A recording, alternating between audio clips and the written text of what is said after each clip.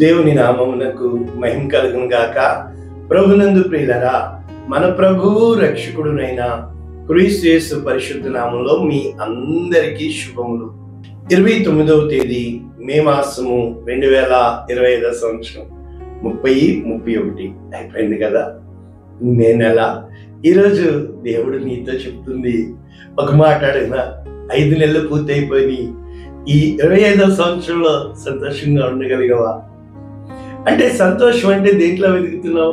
ఇక్కడ దేవుని యొక్క వాక్యం సెలవుతుంది, యెహోవా యందు మీరు ఆనందించటం వలన మీరు బలము పొందెదరు.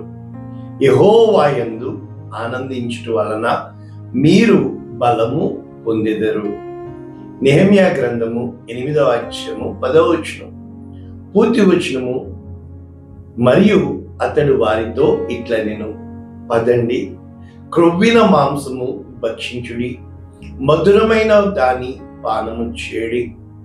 ఇది వరకు తమ కొరకు ఏమీయు సిద్ధము చేసుకొనని వారికి వంతులు పంపించుడి. ఏలయనగా ఈ దినము మన ప్రభువునకు ప్రతిష్ఠితమాయెను. మీరు దుఃఖపడకుడి, యెహోవా యందు ఆనందించుట వలన మీరు బలమొందుదురు. ఇది వాగ్దానం. రైట్? ఇంగ్లీష్ లో చక్కగా ఉంది. ఎంత బాగుందంటే న్యూ ఇంటర్నేషనల్ వర్షన్ నేను చదువుతున్నాను. ఏమనుంది? నెహెమ్యా చాప్టర్ 8:10. నెహెమ్యా చెప్తున్నాడు, go and enjoy choice food and sweet drinks. అంటే పోయి వేడుక చేసుకోండి, ఇంకొక చోట సెలబ్రేట్ అంటాడు. అంటే నీవు సంతోషంగా ఉండాలని దేవుడు ఇష్టపడుతున్నాడు. And send some to those who has nothing.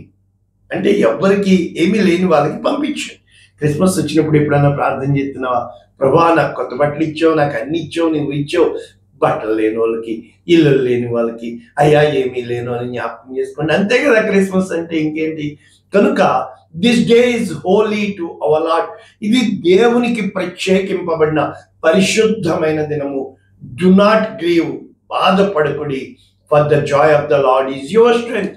దేవుని యందు ఆనందించడమే మీకు బలము. For the joy of the lord is your strength. నువ్వు దేన్ని బట్టి బలం తెచ్చుకుంటున్నావు అంటే నీ చుట్టూ ఉన్నవారిని బట్ట? ఇది క్వశ్చన్ మార్క్. ఈరోజు మనం నేర్చుకుంటున్న వాక్య ధ్యానం ఏంటంటే, ఇక్కడ దేవుని యొక్క వాక్యము మనకి 3 స్టేట్మెంట్లు కనబడుతుంది. ఏమంటున్నాడు? పదండి, క్రొవ్విన దూడ ఆ మాంసము భక్షించండి, హ్యాపీగా తినండి, తాగండి. కానీ ఏం చేస్తున్నాడు? లేని వారికి పెట్టండి. ఇది ఒకటి అని చెప్పుతూ, ఈ దినము మన ప్రభువునకు ప్రతిష్ఠితమైనది కాబట్టి దుఃఖపడవద్దు అని చెప్తున్నాడు.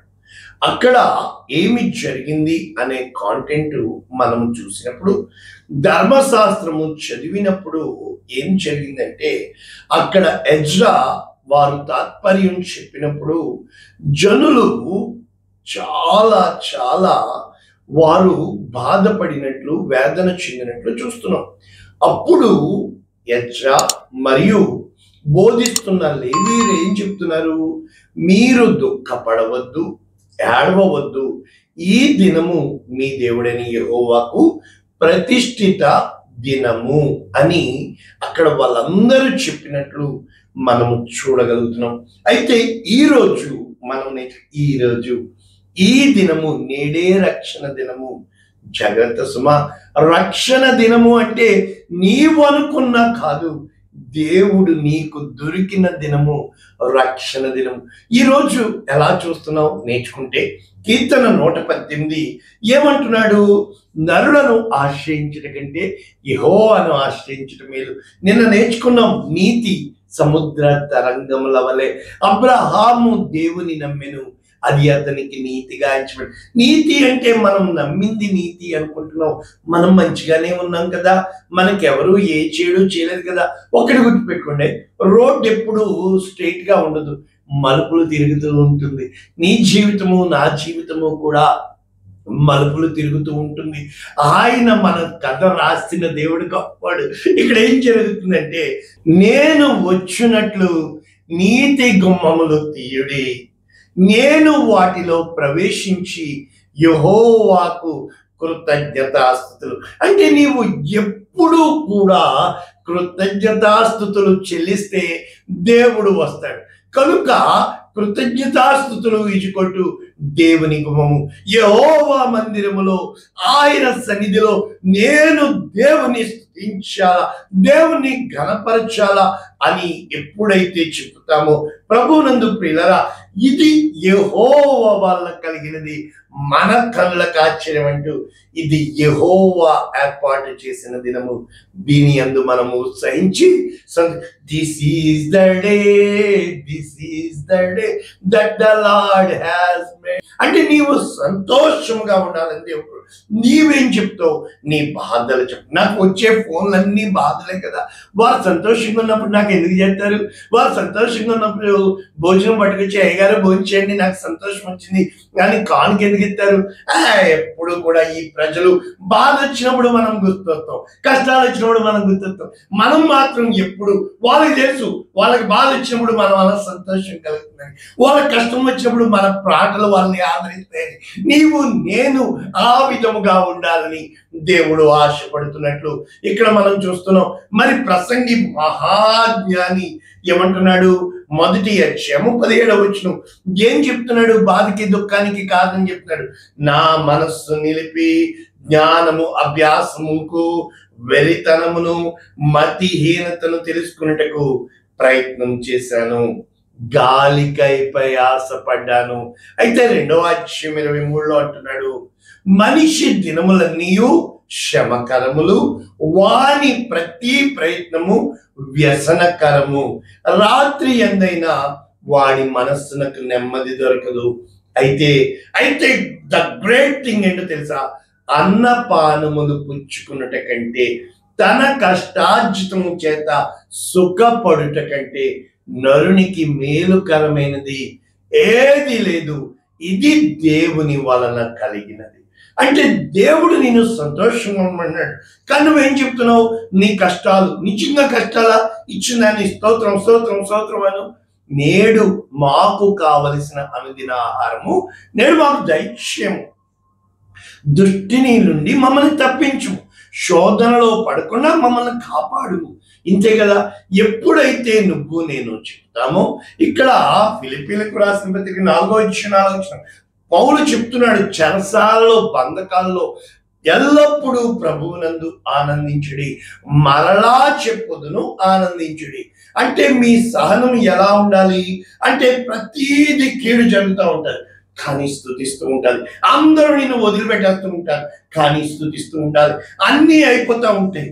అంటే నువ్వు ఎలా ఉండాలంటే అక్కడికి అక్కడికి పరిగెట్టేవాడు కాకుండా దేవుడు చెప్పిన చోట క్షేమం ఉంటుంది. దేవుడు చెప్పిన మాట వినడమే నీతి, దేవుణ్ణి కలిగి ఉండడమే సంతోషం. అది పంచభక్ష పరిమాణాలు తినడం వల్ల రాదు, పెద్ద మేడా మిద్దెలు కట్టుకోవడం వల్ల రాదు. ఇక్కడ చెప్తున్నాడు అదే, దేన్ని గురించి చింతపడకండి. అంటే why should you worry not. దేని కోసము కూడా నువ్వు నేను చింతపడకూడదు. చింతపడడమే దేవునికి ఆయాసకరమైంది. నువ్వు చింతపడితే దేవుడు ఉండలేడు. కనుక వారు సనిగి దేవుణ్ణి ఉంచుకోలేకపోయారు. అంటే ప్రతి విషయంలో ప్రార్థన విజ్ఞాపముల చేత కృతజ్ఞతాపూర్వకంగా దేవునికి ఎప్పుడైతే నువ్వు మాట్లాడుకుంటావు, కృతజ్ఞత స్తోత్రం, కీడు జరుగుతుంది స్తోత్రం, నీకు ఏమీ కానరాదు స్తోత్రం, స్తుతులు చెల్లిస్తూ నీవు ఎప్పుడైతే సంతోషంగా ఉంటావో. ఉదాహరణకి రోమీయులకు రాసిన పత్రిక 14వ అధ్యాయం చదివితే ఇక్కడ చాలా గొప్ప ఫిలాసఫీ రాస్తాడు పౌలు. ఏమంటున్నాడంటే, విశ్వాసము విషయమై బలహీనుడైన వారిని చేర్చుకునడి, కానీ వాదం పెట్టుకోవద్దు. ఏమంట? ఒకడు సమస్తము తినొచ్చు అని చెప్తున్నాడు, ఇంకోటి ఏం చెప్తాడు? అది తినకూడదు ఇది తినకూడదు అంటాడు. అయితే నిజంగా ఇక్కడ ఏమని దేవుని యొక్క వాక్యం సెలవిస్తుంది? దేవుడు తినడం కోసం రూల్స్ పెట్టాడా అంటే పాత నిబంధనలు ఉన్నాయంటే ఉన్నాయి, కరెక్టే. కానీ నేను చెప్పేది ఏంటో తెలుసా? నిజంగా ఒక్క పూట కూటి కోసం యెషావు జ్యేష్ఠత్వాన్ని అమ్మేశాడు, తినడం బట్టి కాదు సుమా. వాడు జ్యేష్ఠత్వాన్ని అమ్మకుండా కూడా చేయొచ్చు. అయితే అక్కడ అది కాదు దాని భావం. దేవుడు నీకు నాకు ఇచ్చిన సమయంలో అక్కడ యేసుప్రభు శిష్యులు ఆ విశ్రాంతి దినమున తింటుంటే, వీరు తింటున్నారే, ఈరోజు ఉపవాసం ఉండాలి అన్నప్పుడు, పెండ్లి కుమారుడు ఉన్నప్పుడు విందు జరుగుతుంది. పెండ్లి కుమారుడు తీసుకొని పోబడినప్పుడు కనుక ఇక్కడ ఏమని చెప్పబడుతుంది? ఫిలాసఫీ పౌరాతుంది, ఒకడు ఒక దినము కంటే మరి ఒక దినము మంచిదని. మంచి దినం చూసే కదా పెళ్ళిళ్ళు చేస్తారు, మంచి దినం చూసే కదా సిజేరియన్ చేసుకుని బిడ్డలు అంటున్నారు ఈ రోజుల్లో. అంటే మరి ఏ దినము నీకు రోగం వస్తుంది? మంచి దినం చూసి వస్తుందా? మంచి దినం చూసి మరణం వస్తుందా? నువ్వు నిజంగా మంచి ముహూర్తం పెట్టుకొని చచ్చిపోతావా? అంటే అసలైన విషయాలు నీ చేతుల్లో లేదే. కాబట్టి దినమును లక్ష్యపెట్టువాడు ప్రభువు కోసమే. అంటే ఏదో ఆ దినములో ఉందని అదే చెప్తుంది. దినములో లేదు, కాలంలో లేదు, అన్నీ కూడా నీ హృదయంలో ఉన్నాయని. అంటే ఇక్కడ మంచి ఫిలాసఫీ చెబుతూ పౌలు చక్కటి మాట చెప్తున్నాడు. ఏమంటున్నాడు? బ్రతికినను ప్రభువు కోసమే బ్రతుకుతున్నాము, చనిపోయినను ప్రభువు కోసమే చనిపోతున్నాము. కనుక 17వ వచనంలో ఏమంటున్నాడంటే, మీ భోజనము కోసం కాదు, దేవుని రాజ్యము భోజనము పానము కాదు, కానీ అంటే దేవుని రాజ్యం అంటే దేవుని యందు ఆనందం, అంటే దేవుడు నీ యందు ఉండుట బలము. అంటే సంసోనులో ఆత్మ వచ్చిన మరుక్షణము సొలొమోనులో ఆత్మ వచ్చినప్పుడు జ్ఞానం పొందుకున్నాడు. అంటే దేవుని యొక్క ఆత్మ ఎప్పుడైతే దావీదులోకి వచ్చిందో సౌలు రాజుగా ఉన్న దేవుడు కొట్టివేసినట్లు మనం చూస్తున్నాం.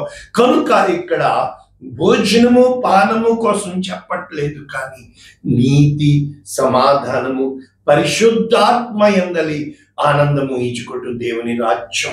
ఎప్పుడైతే దేవుని రాజ్యం ఈచుకొట్టు పరిశుద్ధాత్మ దేవుడు నీలో ఆనందించగలుగుతున్నాడా, నీలో దేవుడు సహవసించగలుగుతున్నాడా, నీలో దేవుడు ఉన్నాడు అని ఈ లోకం చూడాలంటే నీ ముఖంలో వెలుగు కనబడాలి, నీ ముఖంలో తేజస్సు ఉండాలి. అంటే ఇక్కడ యోహాను సువార్త 15వ అధ్యాయం 11వ వచనం ఏమంటున్నాడు? మీ యందు నా సంతోషము ఉండవలనని, మీ సంతోషము పరిపూర్ణము కావాలని. అంటే ఇక్కడ దేవుడు మన యందు సంతోషించాలి అంటే ప్రతి చిన్న బాధ వచ్చినా బాధే, ప్రతి ఎవరేమన్నా come on why are you worried, I am in you, నేను నీ యందు ఉన్నాను అని ఆయన మీద పడుతున్నాయి. చెప్పని ఆయన మీద పడుతున్నాయి. ఎప్పుడైతే నీవు నీ హృదయాన్ని బట్టి దేవుడు నాలో ఉండగా, దేవుడు నా పక్షమున ఉండగా, దేవుడు నాకు ఇచ్చిన ఈ దినము రక్షణ దినము, ఈ దినము అమ్మో దాటిపోతుందేమో, ఈరోజు నేను స్తుతించినంతగా స్తుతించలేకపోయినేమో, ఈరోజు దేవుని కోసం ఏమీ చేయలేకపోయినేమో, ఈరోజు నేను ఎలాగ ఒక్క ఆలోచన నిజంగా చంపిపాడేస్తుంది తెలిసిన మనిషిని, ఒక్క ఆలోచన నాశనం చేసేస్తుంది తెలిసిన మనిషిని, ఒక్క ఆలోచన చాలు తెలుసా. ఏ రోజునైతే నీ ఆలోచనలో దేవుడు ఉంటాడో, నీ యొక్క హృదయంలో దేవుడు ఆయన నివసిస్తాడు. ఏ రోజు కూడా వదిలిపెట్టకుండా, ప్రభా అయ్యో ఈ రోజు అయిపోయింది ప్రభా, నేను స్తుతించానా ప్రభా, అయ్యా ఈరోజు ఒకవేళ ఏమన్నా చేసేసాం, ఊరుకో ప్రభా, ఈ రోజు అయిపోయింది కదా ప్రభా, పోలే ప్రభా, ఈరోజు దుఃఖం వచ్చింది ఏడ్చాను అంతే కదా ప్రభా. సంతోషముతో ఏ రోజైతే నీ దగ్గరికి వచ్చిన వాళ్ళకి ఆ సంతోషమును పంచగలుగుతాను. అంటే సమాధానంగా ఉండడమే. సమాధానంగా ఉండకుండా ఎన్ని గుర్తుకొస్తాయో, ఎన్ని విధాలుగా మీదేసుకుంటామో, ఎంతగా మన నీతి నమ్ముతాము. ఎందుకు చెప్పండి? నీతి ఈజుకొట్టు మురికి గుడ్డ అన్నాడు, నన్ను నమ్మడమే నీతి. అంటే నీవు దేవుణ్ణి నమ్ముతున్నావంటే నీ పక్క 1000 మంది పడినా, నీ కుడి పక్క 10,000 మంది కొన్నా, గాడ్ ఈజ్ ఇన్ మీ. ప్రభా ఊరికో ప్రభా చంపేస్తే చచ్చిపోతాం, ఊరికో ప్రభా అప్పులైతే, అంటే మనకి క్యాన్సర్ వచ్చింది, ఊరికో ప్రభా క్యాన్సర్ లోపల తినేస్తుంది, కానీ ప్రభా తినేసేది నువ్వు నాకు తెలీదా ప్రభా?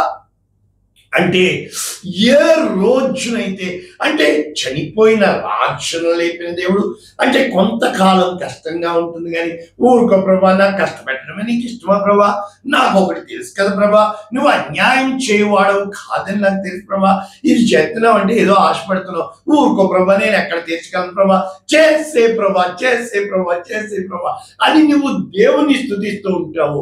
ఇవన్నీ చేసేవాడు సైతాన్ గాడు కదా, ఆడెందుకుంటాడు, ఆడు ఇంకెక్కడ ఉండగలడు. నీలో అగ్ని మండుతూ ఉంటుంది, నీలో పరిశుద్ధాత్మ సంతోషం వస్తుంటుంది, నీలో దేవుని యందు కృతజ్ఞత కలిగి ఉంటావు, నీవు దేవుని యందు విశ్వాసం కలిగి ఉంటావు. ప్రతి దినము ఆయన్ని స్తుతించువాడిగా, ప్రతి దినము ఆయన మహిమపరచువాడుగా, ఏది ఏమైపోయినా నీవు ఉన్న చోటే పరిశుద్ధాత్మ దేవుడు తనకి మందిరముగా చేసుకున్నప్పుడు, తనకి ఆలయముగా చేసుకున్నవాడు, ఈ లోకం గుంపులు గుంపులుగా నీ దగ్గరికి వస్తారు. ఈ లోకంలో లేనిది ప్రభువులో ఉన్నది ప్రేమ, సంతోషము, సమాధానం. అది లోకంలో లేవు. ఇప్పుడైతే వెండి బంగారంలా ఎత్తలేవు, కానీ నజరేయుడైన యేసుక్రీస్తు నామమున నీలో దేవుడు ఉంటే ఒంటరిగా అయిపోయావా, 1000 మందిగా మారుస్తాడు. ఎన్నిక లేని వాడిగా అయిపోయావా, 10,000 మందిగా మారుస్తాడు. ఒంటరి అయిన అబ్రాహామును పిలిచిన దేవుడు అతన్ని ఆశీర్వదించును. ఎక్కువ మంది అన్నట్టు the nations of the nations God turned Abraham. దేవుడు అబ్రహామును అంతగా దీవించిన దేవుడు ఈరోజు బాధపడి, చింతపడి, ఆయాసపడి, దుఃఖపడి, come on, yeah, rise up, arise and shine. లెమ్ము తేజేలము, నీకు వెలుగు వచ్చి ఉన్నది కనుక అటువంటి ధైర్యము ప్రభువు మనకి అనుగ్రహించిన గాక. ఆమేన్. ప్రార్థన చేద్దాం. పరిశుద్ధుడా, ప్రేమ కలిగిందండి, వెతబడిన వాక్యమును దీవించమని అనేక మంది అస్తమాను బాధ, అస్తమాను చింతే, అస్తమాను మా డబ్బులు మా బాధలకే వెళ్ళిపోతున్నాయి, మా డబ్బులు మా చింతలకే వెళ్ళిపోతున్నాయి, మా డబ్బులు మా రోగాలకే వెళ్ళిపోతున్నాయి. సహాయం చేయమని, కనికరము చూపించి, కృప చూపించి మేలు చేయమని యేసు నామమున దీవించి సమాధానంతో నింపుతూ నీ కృప వీరికి కలుగును గాక. వారి దినములన్నీ దుఃఖముతో నింపుకోకుండా నీ యందు ధైర్యం తెచ్చుకుని సంతోషముతో నిన్ను స్తుతించి వారుగా చేయమని, దినములన్నీ దుఃఖం తెలిపితే ఇంకెప్పుడు స్తుతిస్తాం, సంతోషం ఉండగలం. యేసు నామమున దీవిస్తున్నాం తండ్రి. ఆమేన్. God bless you all. దేవుడు మిమ్మల్ని దీవించును. ఆమేన్.